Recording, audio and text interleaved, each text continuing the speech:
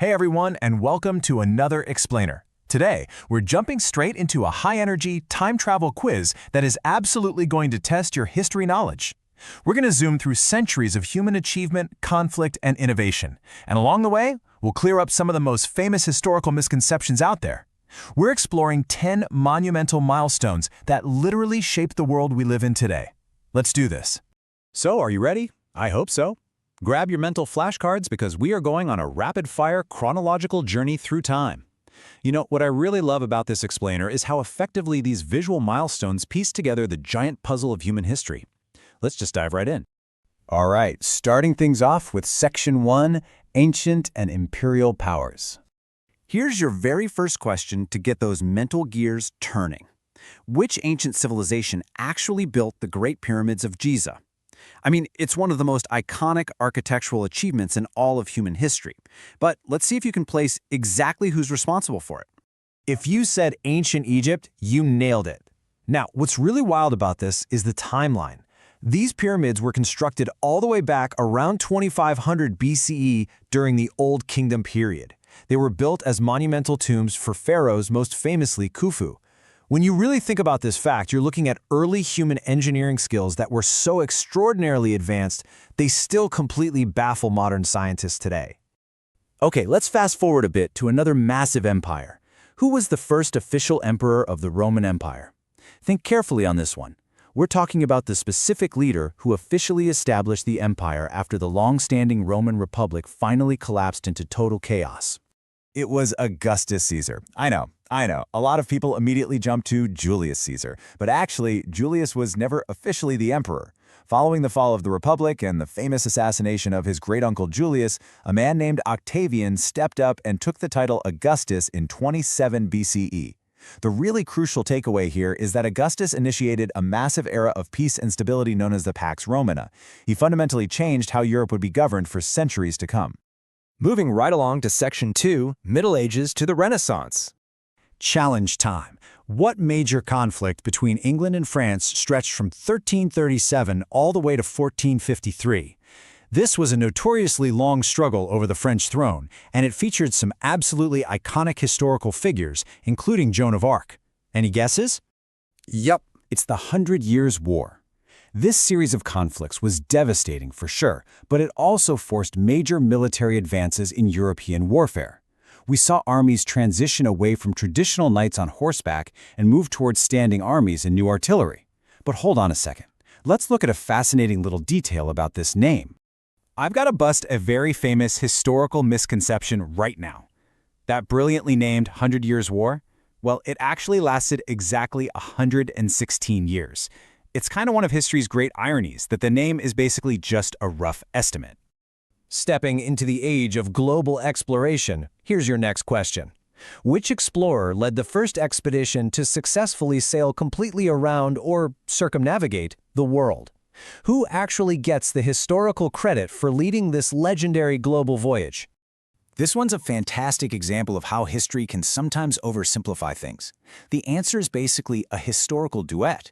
Ferdinand Magellan is almost always the name people remember, right? But Magellan actually died in the Philippines in 1521. It was Juan Sebastian Elcano who stepped up, took command of the Spanish expedition, and successfully navigated the surviving crew back home in 1522, fully completing the voyage. It's just a great reminder that historical achievements are so often team efforts. Meanwhile, back in Europe during this exact same transitional period, a massive technological shift was happening. Who invented the movable type printing press in Europe around 1440? We're talking about the creator whose invention completely and totally revolutionized human communication forever. It was, of course, Johannes Gutenberg. And honestly, Gutenberg didn't just invent a machine. He literally invented a way for ideas to spread like wildfire. By making books affordable and allowing for the mass production of texts, his invention directly fueled both the European Renaissance and the scientific revolution. Without this press, the rapid sharing of human knowledge just wouldn't have been possible.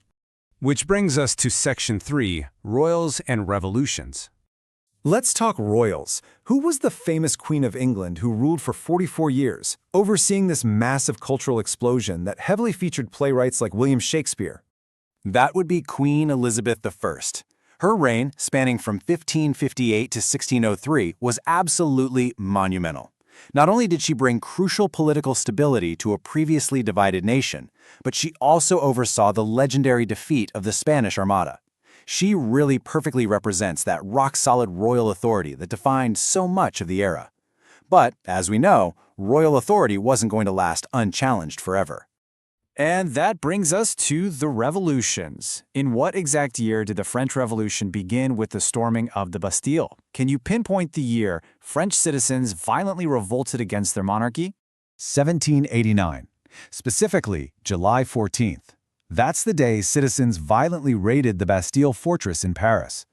This single event acted as the spark for a massive political and social earthquake that totally overthrew the French monarchy. I mean, it completely rewrote the rules of governance and human rights in Europe. And finally, we arrive at Section 4, the 20th century. Let's see if you can connect some massive historical dots that happened in an incredibly short span of time. Can you identify the specific milestones of post-World War II peace, the space race, and the Cold War divide that shaped our modern era so rapidly?